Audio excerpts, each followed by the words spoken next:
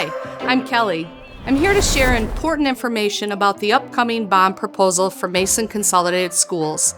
This May, voters will be asked to consider a $16 million bond. This proposal is based on the results of a community voter survey, and it focuses solely on addressing critical facility needs and maintenance upgrades. These are essential repairs similar to those you'd make in your own home to keep things running smoothly.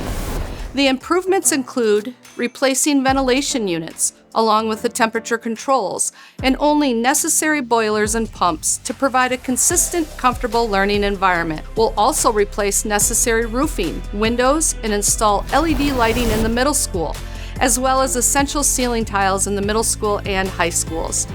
Health and safety are always our top priorities.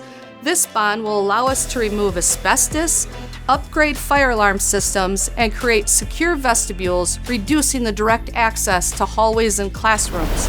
Additionally, critical repairs to the wastewater treatment plant, our electrical distribution, and transformers, issues that have previously disrupted instruction. Our buildings are over 60 years old, with much of the mechanical equipment beyond its lifespan. These upgrades will ensure a secure, energy-efficient learning environment for our students while preserving our tradition of excellence. Help us keep Eagle Nation your destination.